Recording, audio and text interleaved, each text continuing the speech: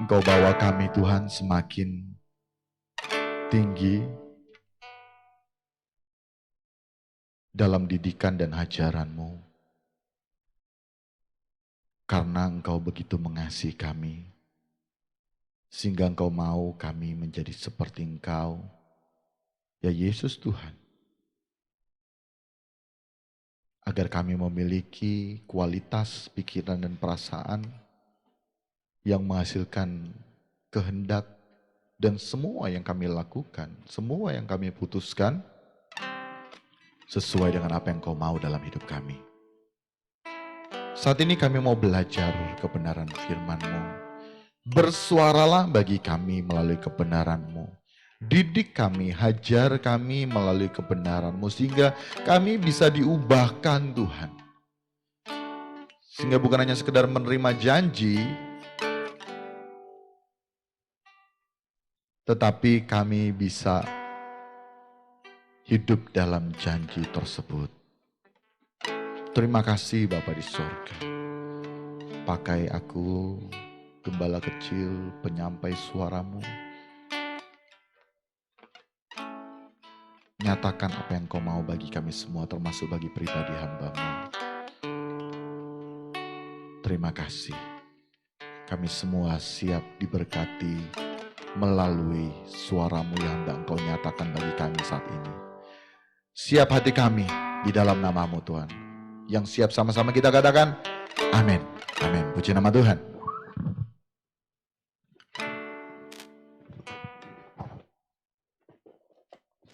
Haleluya, haleluya, haleluya, haleluya. Shalom sahabat Bapak Ibu yang ada di tempat ini maupun dimanapun sahabat Bapak Ibu berada yang sama-sama mengikuti ibadah ini secara sungguh-sungguh ya. Melalui akun YouTube kami, New Chapter Community. Haleluya. Luar biasa Tuhan. Sahabat Bapak Ibu, saat ini kita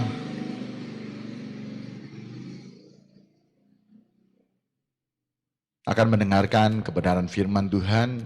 Judulnya hari ini, temanya hari ini yaitu apa? Klaim janji Tuhan yuk.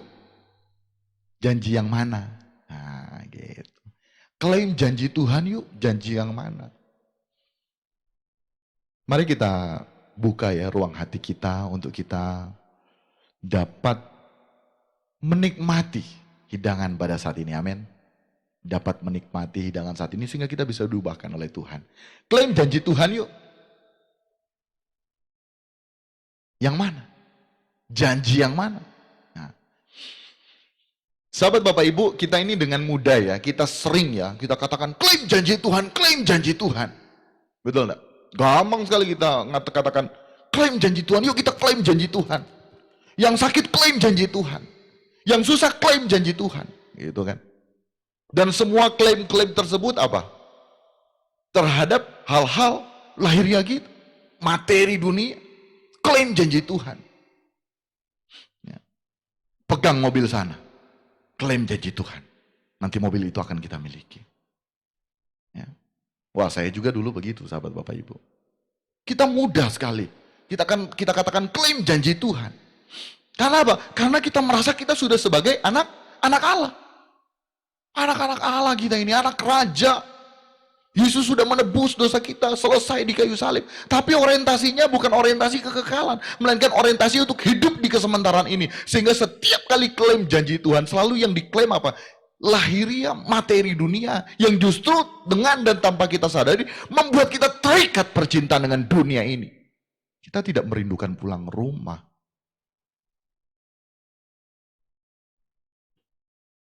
Kita menganggap kalau misalnya kita sudah Kristen, berarti sudah jadi anak-anak Allah. Akhirnya dengan mudah kita menyatakan klaim janji Tuhan. Ya. Aku klaim janji Tuhan, aku akan sehat-sehat saja, tapi hidup sembarangan, makan sembarangan. Klaim janji Tuhan, aku lihat mobil sana mobil bagus, aku mau jamah mobil itu, aku akan klaim janji Tuhan, mobil itu akan menjadi milikku, tapi hidupnya malas, tidak mau bekerja.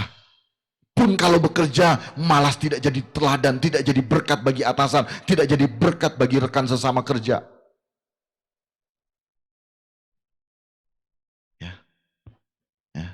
Gampang kita klaim janji Tuhan. Karena apa? Karena kita merasa anak-anak Allah. Karena kita orang Kristen, jadi kita sudah menjadi anak-anak Allah. 2 minggu lalu dan 3 minggu lalu kita belajar ya. Kita tahu bersama bahwa ternyata anak-anak Allah yaitu orang yang mau dipimpin oleh Roh Allah. Dan seterusnya dan seterusnya. Silakan sahabat Bapak Ibu yang mau mendengarkan kembali, diberkati dengan kebenaran tersebut, bisa dibuka di YouTube New Chapter 2 minggu lalu, 3 minggu lalu ada itu. Apalagi nih ya, apalagi nih. Tadi itu saya katakan orang-orang ini, orang-orang yang tidak beribadah, tidak ibadah, tidak datang-datang ke gereja, tidak datang ke tempat-tempat ibadah, tapi seringkali gampang sekali mudah klaim janji Tuhan. Nah ini apalagi orang yang juga sering beribadah, tidak pernah bolong beribadah, lebih pede lagi, ya, dan menganggap dirinya sudah menjadi anak-anak Allah.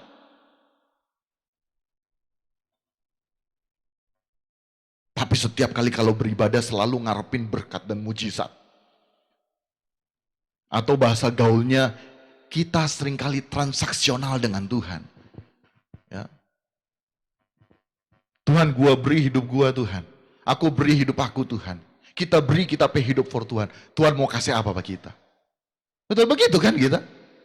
Sehingga setiap kali kita datang beribadah selalu apa? Berkat dan mujizat yang kita kejar, yang kita cari.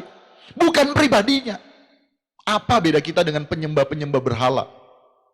Yang seringkali kita katakan penyembah berhala itu datang ke tempat-tempat apa? Ke tempat-tempat, apa DP bahasa itu? Ke tempat-tempat yang ada mistisnya, kemudian mempersembahkan, kemudian bahasanya menyembah batu, ya.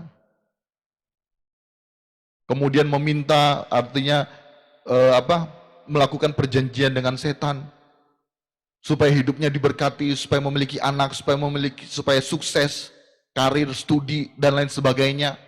Terus apa beda dengan kita yang datang juga ke Tuhan ngarepin hal yang sama dengan mereka? Sehingga beberapa waktu yang lalu saya sempat ya, kiranya itu memberkati. Urusan kita dengan Tuhan itu urusan kekekalan. Bukan urusan lahiriah makan minum pakai kita. Urusan lahiriah kita makan minum pakai kita harus hidup bertanggung jawab.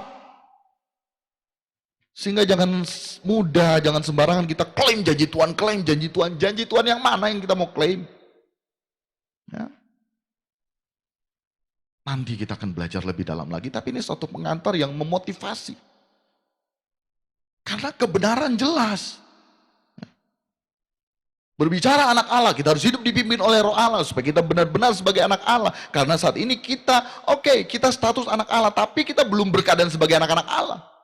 Terus dengan mudahnya kita katakan kita ini anak sultan, kita ini sultan. Maka kita berhak klaim janji Tuhan. Saya dulu juga begitu sahabat Bapak Ibu. Setiap kali datang ibadah ngarepin berkat mujizat. Kan Tuhan itu Tuhan yang baik, Tuhan yang kaya, semua dan lain sebagainya.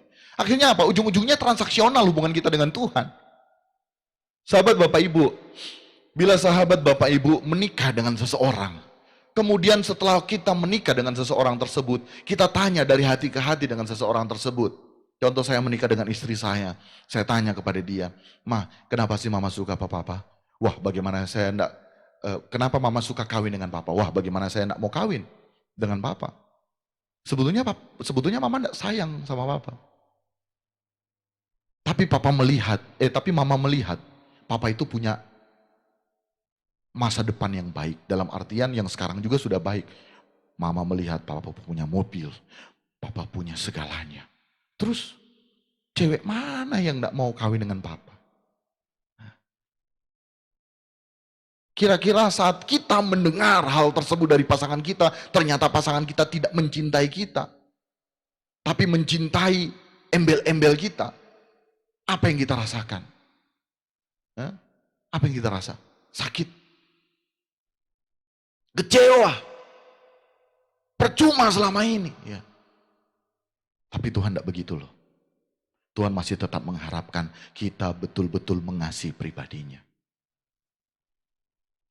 Justru itu selagi kita hidup di bumi ini, mari kita berjuang jatuh cinta sama Tuhan.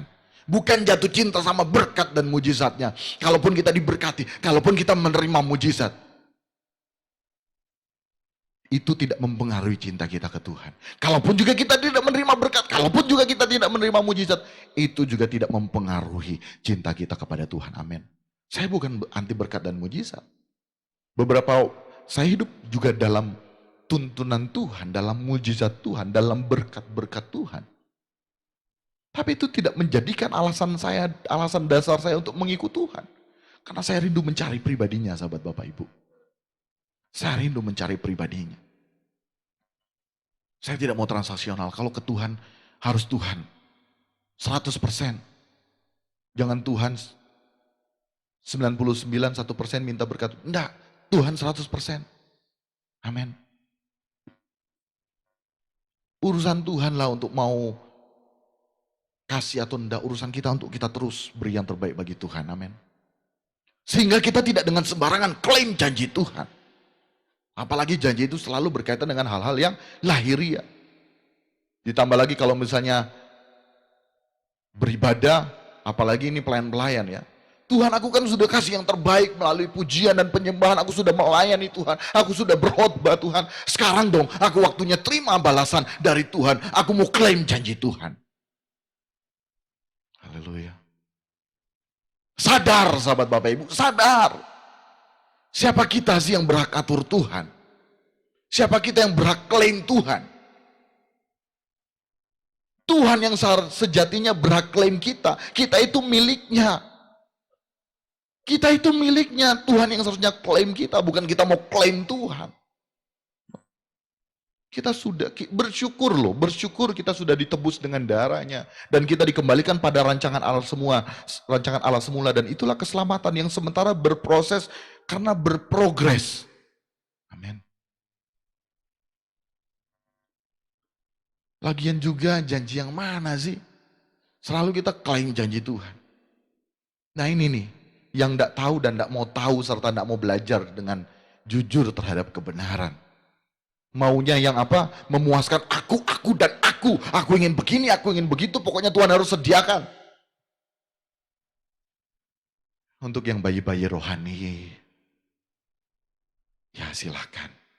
Tapi apa kita mau terus-terusan sebagai bayi-bayi rohani? Kita harus bertumbuh ya. Bertumbuh dalam kedewasaan di dalam Tuhan. Ya. Kita harus mau belajar. Kita jangan ya taunya tiap datang ke Tuhan minta. Taunya datang ke Tuhan minta. Tuhan kayak Doraemon. Gimana mau tahu kebenaran yang murni?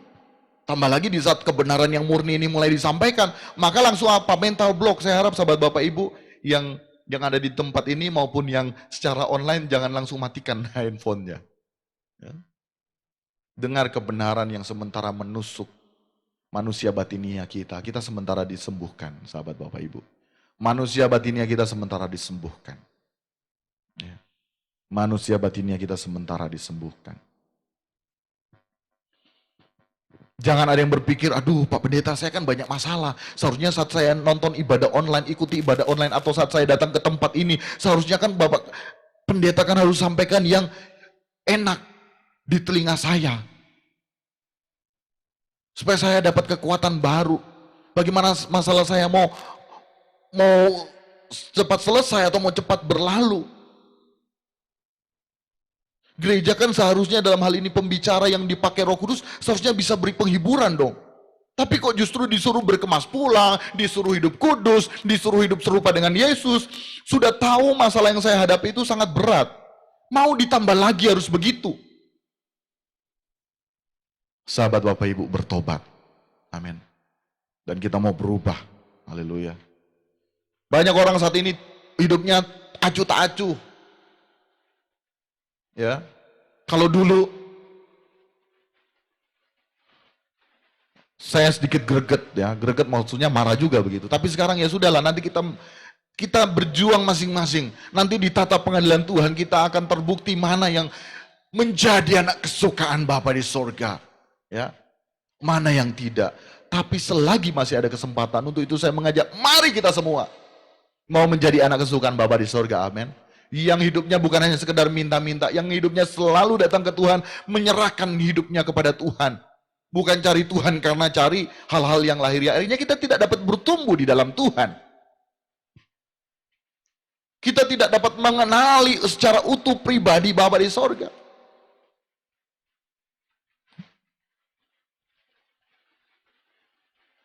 Saya mengharapkan sahabat Bapak Ibu, melalui kebenaran ini, kebenaran yang menusuk-nusuk kita tidak sakit hati, kita tidak kecewa, kita tidak, artinya kita harus menerima hal ini ya, jangan, wah gak mau lagi deh, kau mau dengarkan kebenaran firman Tuhan. Gak mau lagi deh saya mau lihat akun YouTube New Chapter.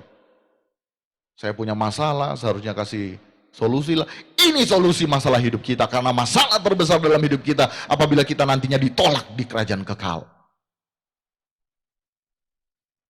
Sahabat Bapak Ibu, saya mau katakan ya, masalah yang kita hadapi saat ini seberat apapun tidak akan sebanding dengan masalah kekal kita.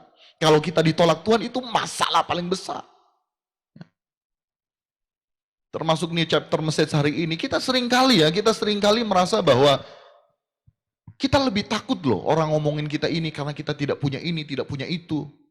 Karena kita miskin. Itu menjadi ketakutan terbesar kita. Padahal sebetulnya ketakutan terbesar kita apabila kita ditolak oleh Bapa di sorga nantinya, di kerajaan sorga. Di saat ditatap pengadilan Tuhan, kemudian Yesus tidak mengenal kita. Itu seharusnya menjadi ketakutan terbesar kita. Itu yang seharusnya menjadi permasalahan kita. Amin. Kita mau diubahkan, amin. Yang di tempat ini, kita mau diubahkan, amin. Sahabat Bapak Ibu, dimanapun sahabat Bapak Ibu yang menyaksikan tayangan ini, ibadah ini, kita juga mau diberkati Tuhan, kita mau diubahkan oleh Tuhan, amin. Haleluya, Yesus Tuhan. Kebenaran ini yang walaupun menusuk-nusuk ini sebetulnya dapat mengubahkan kehidupan kita menjadi seperti Yesus. Untuk itu mari ya, jangan ada dalam pikiran kita memiliki konsep sendiri tentang Tuhan. Kan banyak ya di antara kita. Saya juga dulu begitu. Pokoknya Tuhan itu begini, Tuhan itu begitu. Kalau dia tidak bisa begini, maka dia bukan Tuhan. Kalau dia tidak bisa begitu, maka dia bukan Tuhan. Betul enggak? Kita kan, saya dulu memiliki pemikiran seperti itu. Saya yakin sahabat Bapak Ibu juga begitu. Nanti beberapa tahun belakangan ini baru terus diubahkan. Terus ya, berproses dan berprogres. Ini yang rusak. Dan ini rusaknya kita manusia. Ya. Rusaknya manusia itu. Karena kita mempunyai konsep sendiri tentang Tuhan. Oh pokoknya Tuhan yang aku sembah sudah selesai, dia mengerjakan karya keselamatan di kayu salib. Aku anak-anaknya, sehingga aku berhak klaim janji Tuhan. Janji yang mana? Haleluya. Ini selera jiwa yang sudah terbentuk sejak kecil dihasilkan dari selera jiwa dunia ini. Ya. Karena apa? Karena minta maaf turun-temurun kan kita diajarkan tanpa kita sadari ya, bersyukur ya. Saat ini saya bersyukur saya boleh melayani dengan orang tua saya ya. Yang semakin hari semakin menyadari, oh iya ya. Saya pun demikian terhadap anak-anak saya mau kasih warisan abadi. Ya bersyukur kami anak-anak juga belum terlambat. Orang tua belum terlambat, anak-anak saya pun belum terlambat. Kami mulai melatih diri mereka. Ya, untuk memberikan warisan yang abadi. Haleluya. Memberikan warisan abadi. Jadi sekali lagi, selera jiwa kita sudah terbentuk sejak kecil dari selera jiwa dunia ini. Kamu itu kalau misalnya berhasil, kamu itu harus jadi ini, jadi itu, kan begitu. Sehingga akhirnya terus disampaikan dan minta maaf. Banyak juga pembicara, pokoknya klaim saja janji Tuhan. Banyak janji, kurang lebih 7.000 janji di Alkitab.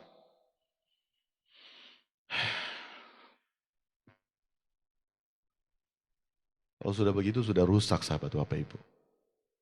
Orang-orang maunya melekat dengan dunia ini.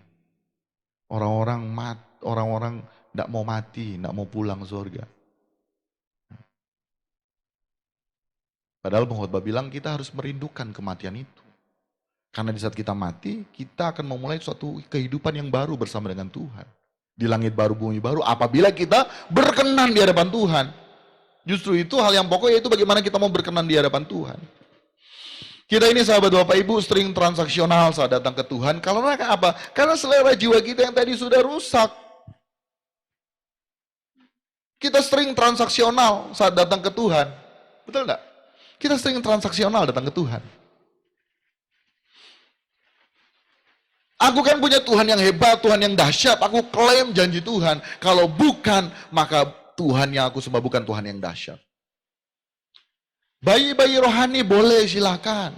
Tapi semakin beranjak dalam kedewasaan di dalam Tuhan, kita tidak boleh seperti itu. Dan mau tidak mau di saat kita mengikut Tuhan, kita harus terus mau berproses agar kita berprogres setiap detik, setiap menit, setiap jam, setiap hari. Amin. Dan saya tidak berhenti, kalaupun ada yang mengatakan, kenapa Pak Pendeta Grover selalu menyampaikan berkemas pulang serupa dengan Yesus. Sahabat Bapak Ibu, kita ini sudah terlanjur selera jiwa kita terikat dengan selera jiwa dunia ini. Nggak usah jauh-jauh, saya mendidik anak saya ulang. Karena apa? Kenapa perlu diulang? Karena mereka seringkali lupa. Kita seringkali lupa.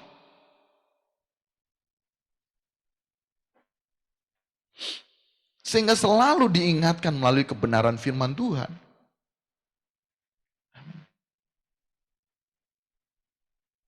Selera jiwa yang rusak membuat kita merasa berhak untuk hidup kelimpahan dalam materi dunia ini.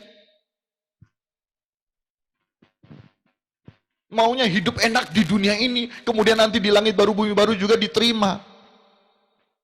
Kalaupun begitu, kenapa Yesus waktu hadir di dunia tidak pun maksudnya kenapa Yesus waktu hadir di dunia juga tidak mengalami hal yang sama? Seharusnya Tuhan Yesus juga, kalau misalnya memang Raja Damai, kalau misalnya memang seperti demikian, ya, dia juga bisa seharusnya lahir sebagai anak raja, ya, berkeadaan sebagai anak raja. Tapi Yesus apa? Kenyataannya saat itu Yesus lahir terlunta-lunta, lahir di tempat yang tidak selayaknya manusia lahir. Manusia masih mending lahir, ini tidak layak loh. Di palungan loh. Mungkin pada zamannya itu tetap sewajar-wajarnya tidak di situlah. Tapi dia lahir di situ, sahabat Bapak Ibu. Dalam pun menjalani proses hidup sebagai Tuhan, menjalani suatu tugas yang Bapa berikan, saat itu dia dalam kapasitas sepenuhnya manusia, totalitas loh. Menderita yang penting Bapa disenangkan. Nah, teladan itu yang harus kita hidupi. Sehingga kalaupun kita ada, semua kita beri untuk Tuhan. Nah, beri untuk Tuhan, minta maaf saya kaitkan sedikit ya. Beri untuk Tuhan bukan berarti harus sepenuhnya diberikan ke gereja. Beri untuk Tuhan dimulai dari keluarga. Karena itu pelayanan kita. Tapi jangan juga kita forcer terhadap keluarga. Minta Roh Kudus tuntun untuk kelola keuangan kita. Keluarga secukupnya. Orang tua kita secukupnya. Saudara bersaudara kita secukupnya. Tentunya kalau kita masih cukup dengan keluarga kita yang inti, keluarga kita yang inti dulu. Cukup loh ya, cukup. Jangan lupakan orang tua kita. Saudara bersaudara kita. Lingkungan sekitar kita. Baru gereja. Karena gereja ada posnya sendiri. Ya. Haleluya. Saya sekarang enak ya, lega ya mengatakan itu karena ini juga selain komunitas gereja juga. Jadi kalau misalnya ada yang mengatakan, wah Pak Pendeta itu kan bukan gereja komunitas. Loh kita ini juga gereja di sini. Ya.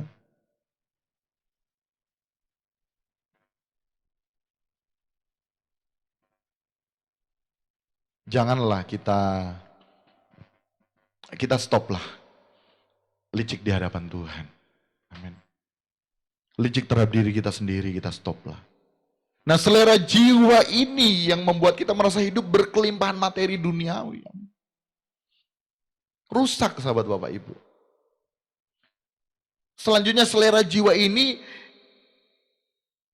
menjadikan kita sebagai mengaku orang Kristen, pengikut Kristus, tidak mengerti apa itu janji.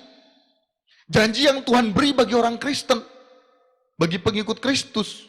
Sehingga selalu apa? Klaim janji Tuhan. Karena apa? Selera jiwa kita yang melatar belakangi setiap kali kita klaim janji Tuhan, hal-hal yang duniawi. Haleluya sahabat Bapak Ibu. Tetap kuat ya. Amin. Masih kuat nih daging untuk dihabisi, untuk ditusuk-tusuk, amin. Haleluya. Sahabat Bapak Ibu juga, dimanapun sahabat Bapak Ibu berada, jangan leave out dulu ya. Haleluya. Sampai habis. Dengarkan kebenaran firman Tuhan ini akan mengubahkan hidupmu. 3 minggu lalu kita diajar agar bagaimana kita harus hidup dipimpin oleh Roh Allah agar kita layak disebut sebagai anak-anak Allah. 2 minggu lalu kita diajar agar kita harus menerima didikan dan hajaran Tuhan sebagai konsekuensi kita sebagai anak-anak Allah. Amin.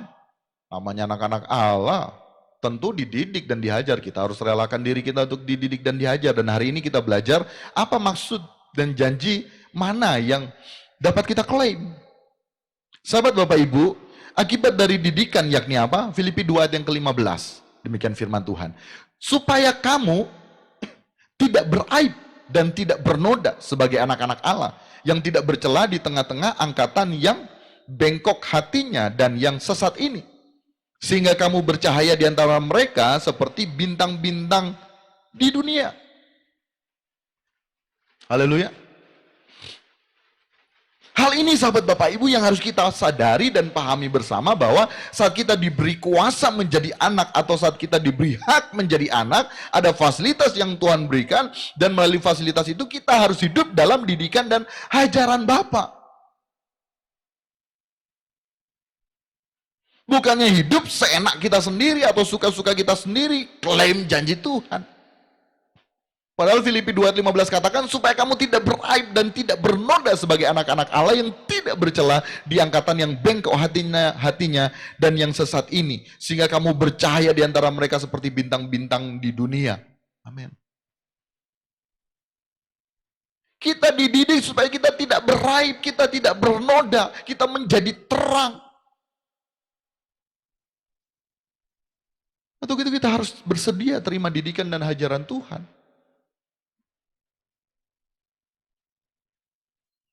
Bukan berarti ya kita anak-anak Allah, tanda kutip. Ya. Artinya belum berkeadaan sebagai anak-anak Allah, kita selalu katakan kita sultan dan lain sebagainya. Selalu kaitannya dengan kelimpahan materi dunia.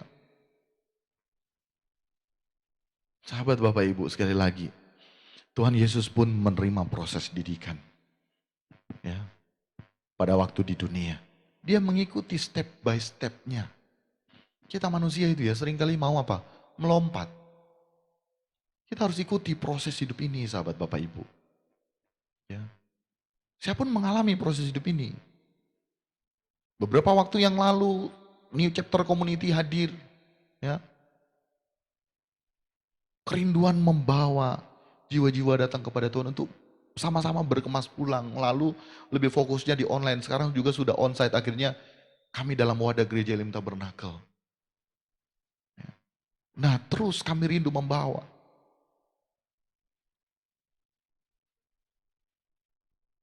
Untuk mari kita berkemas pulang. Dan semua itu ada prosesnya. Semua ada tahapannya. Ada step by step-nya. Amin. Nah itu yang dimaksud dengan didikan Tuhan, ajaran Tuhan step by step.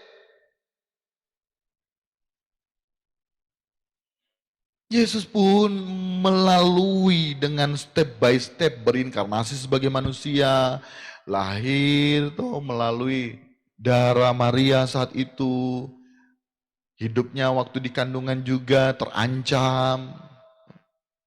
Bayangkan kalau saat itu Maria dan Yusuf menyerahkan dirinya. Kita kan sekarang kan tinggal mendengar. Waktu saat itu yang mengalami, bisa enggak kita di posisi saat itu?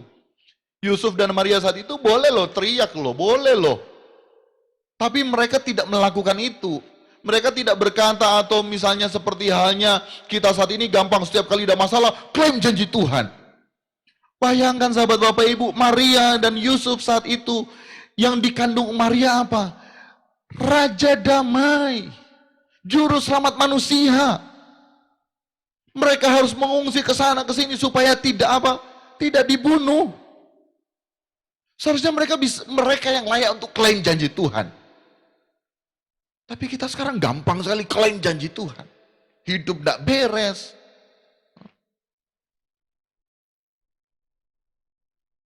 Oh, lebih bagus kita tidak pergi gereja, mari hidup beres. Sedangkan yang pergi gereja hidup tidak beres, apalagi yang tidak pergi gereja lebih tidak beres lagi.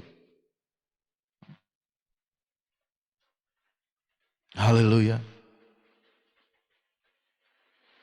Yesus itu tidak menerima fasilitas kemewahan dunia dan lain sebagainya. Akhir hidupnya pun tragis loh. Ini yang harus kita hidupi teladan Yesus. Sehingga kalaupun kita dididik, kita menerima hajaran Tuhan, kita harus rela menerima hal tersebut. Untuk menjadikan kita anak-anak Allah yang bukan hanya sekedar status, tapi berkeadaan. Tapi bukan juga kita langsung klaim janji Tuhan. Karena seiring berjalannya waktu, di saat kita dihajar, kita dididik menjadi anak-anak yang sah atau huios, teks aslinya, bukan notos, tetapi huios, kita menjadi anak-anak Allah yang sah, berkeadaan sebagai anak-anak Allah yang sah.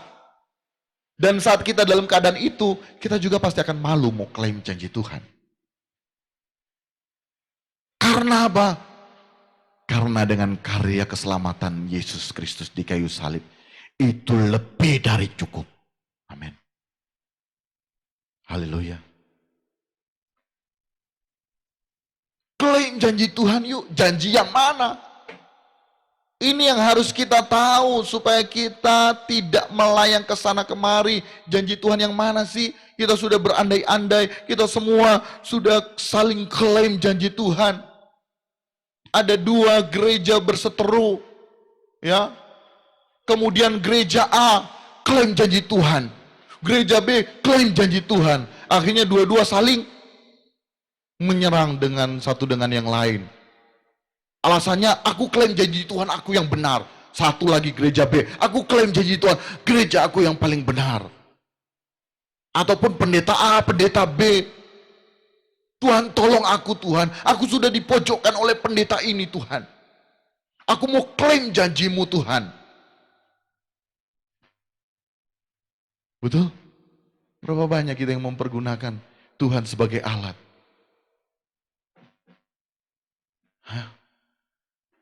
Tuhan tidak ajarkan saling menyerang sahabat Bapak Ibu. Tuhan justru ajarkan kasih. Di dalamnya ada mengalah. Haleluya. Jadi kita harus tahu janji Tuhan yang mana. Ya, supaya pikiran kita tidak melayang-layang. Ya. Semua konsep pikiran kita tentang kelimpahan materi dunia dan lahiriah disingkirkan. Ya. Hidup bertanggung jawab harus.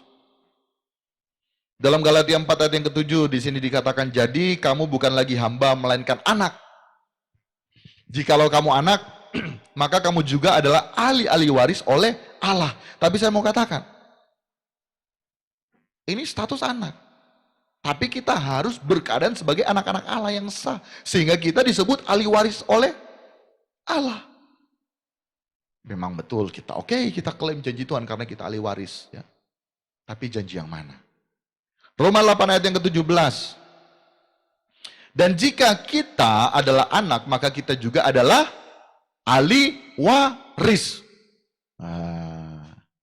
Ini kan banyak toh. Sampai di sini langsung dikutipnya cuma sampai di sini. Dan seterusnya ada juga. Maksudnya orang-orang yang berhak menerima janji Allah. Sekali lagi ya, saya katakan, saya mau sebutkan lagi. Dalam Galatia 4 ayat yang ke-7 sini dikatakan, jadi kamu bukan lagi hamba melainkan anak. Jikalau kamu anak, maka kamu juga adalah ahli waris oleh Allah. Roma 8 ayat yang ke-17, dan jika kita adalah anak, maka kita juga adalah ahli waris. Maksudnya orang-orang yang berhak menerima janji-janji Allah. Wah, ini nih, sampai di sini. Kalaupun ada ayat seterusnya, seringkali tidak diteruskan.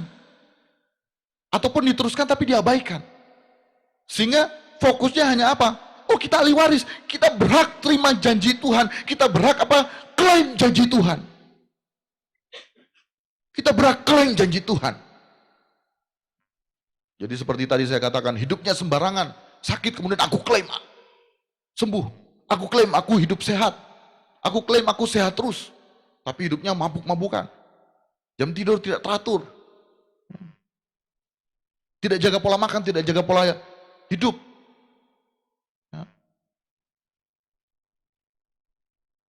Hidup rumah tanggaku harmonis, tapi suami tidak mau mengalah ke istri, istri pun demikian. Klaim janji Tuhan. Karena apa? Karena ayat ini kita sepotong-sepotong tahu.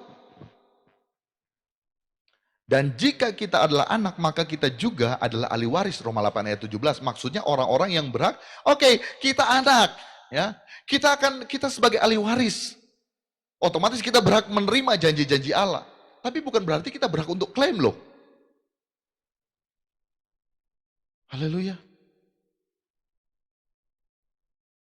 Pertama, kedua, yang akan menerimanya bersama-sama dengan Kristus. Berarti janji Allah itu kita terima sekarang atau nanti? Hah? Haleluya. Tangkap. Klaim janji Tuhan. Layakkah kita klaim janji Tuhan? Layakkah kita mengklaim Tuhan Yesus itu bukan perusahaan asuransi? Klaim. Maksudnya orang-orang yang berhak menerima janji-janji Allah yang akan menerimanya bersama-sama dengan Kristus. Ada lagi syaratnya selanjutnya, yaitu jika kita menderita bersama-sama dengan Dia. Ini menderita atau, coba baca, menderita atau foya-foya atau senang-senang? Menderita, sahabat Bapak Ibu. Supaya apa? Menderita bersama-sama dengan Dia, supaya kita juga dipermuliakan bersama-sama dengan Dia. Janjinya kita klaim bukan sekarang, tapi nanti bila kita sudah berkeadaan sebagai anak-anak Allah, kita berhak menerima janjinya di langit baru, bumi baru. Kita bersama-sama dengan Kristus, kita memerintah bersama-sama dengan Kristus. Amin. Hidup yang kita jalani sekarang penuh dengan tanggung jawab.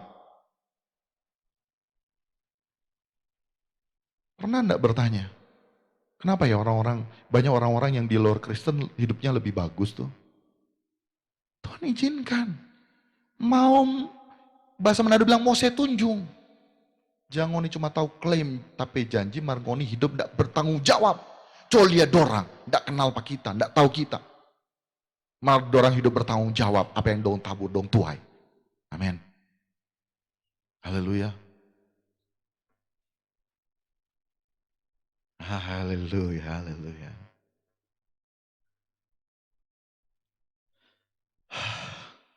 Kita mau menderita bersama-sama dengan Dia, amin. Haleluya. Kita mau menderita bersama-sama dengan Dia, haleluya. Jadi ini bukan sekedar doktrin menderita, doktrin kemakmuran ya. Firman Allah jelas. Ya. Kita menderita bersama-sama dengan Dia. Karena penderitaan ini tidak akan sebanding dengan apa yang akan nanti kita terima pada waktu di kekekalan. Sahabat Bapak Ibu, konsep menderita ini harus benar. Ya. Menderita bukan berarti juga kayak enggak ada semuanya. Saat kita juga ada itu kita bisa menderita. Karena apa? Di saat kita ada, ya, berarti kita harus bagi menjadi roti yang terpecah dan anggur yang tercurah. Susah. Susah. Itu menderita. Di saat orang kaya datang kepada Yesus, oh aku sudah melakukan Taurat. Wah, begitu salehnya hidupnya, betul? Apalagi supaya aku layak sebagai pengikutmu. Aku mau mengikut engkau. Apalagi jual semua hartamu. Bagikan. Sanggup enggak dia?